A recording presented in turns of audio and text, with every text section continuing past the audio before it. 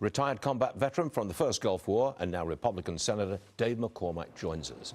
Sir, your fellow Pennsylvania Senator John Fetterman says he will not vote for the SAVE Act because it bans mail-in balloting. He doesn't like that. He wants mail-in balloting. Would you be prepared to drop the ban on mail-in balloting to get an agreement? Hey, good morning, Stuart. Well, there's a number of things we're going to vote on, Dave. The thing we voted on yesterday was the original SAVE Act, which had the requirement for registration and proof of citizenship to register to vote, and also required a mail-in ballot. And so that's an 80-20 issue, and the Democrats have to stand on the floor of the Senate and describe why something their constituents want and need, they won't support. Voting fraud is, unfortunately, 50% of Americans, more than 50, don't trust our electoral process. So that's the vote that's happening now. There's a number of amendments, including a number of things President Trump has advocated, which is essentially to avoid or eliminate mail-in ballots, except under specific circumstances. I would support that too, but there's a number of different things we're going to vote on.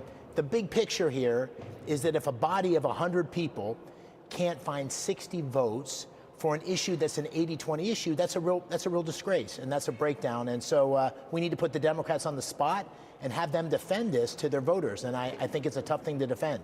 Okay. Vice President J.D. Vance says the spike in gas prices is only temporary. Watch this. Gas prices are up, and we know they're up, and we know that people are hurting because of it, and we're doing everything that we can to ensure that they stay lower. I will say, the president said this, and I certainly agree with it. This is a temporary blip. Gas prices are higher right now, and frankly, they're not even as high as they were during certain parts of the Biden administration because of what's going on in the Middle East. It's not going to last forever. We're going to take care of business. We're going to come back home, and when that happens, you're going to see energy prices come back down to reality. Well, Senator, I got to tell you, if high gas prices last through into the spring and maybe the early summer, that gives the Republicans a real problem for the midterms, right? Yeah, listen, people in Pennsylvania are feeling it. The price of gas went up by 50 cents a gallon since the war started. If you're living on paycheck to paycheck, you feel that. So it's a real thing. But I entirely agree with the vice president. This is a temporary shock. And the reason is that the administration and our great military is going to continue to take out the capability to block the straits. And the economic policy of the president is putting a lot more oil into the global system. But what's temporary?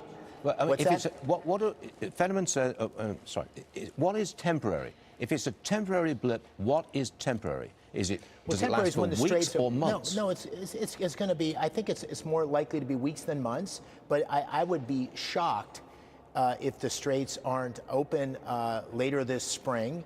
And once that happens, we have a whole entirely different world for energy markets, where Venezuela and Iran, which account for 30% of oil reserves in the world, are now much more favorably disposed to the West. The Straits of Hormuz, which have always been insecure because of Iran, are secure.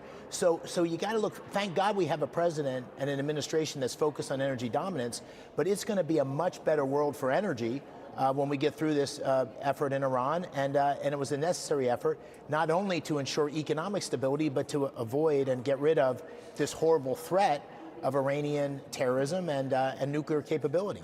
Voters are going to have to decide if it's worth the price. Senator, always a pleasure. Thank you very much for being with us today. We appreciate it. Thanks so much. Thank you.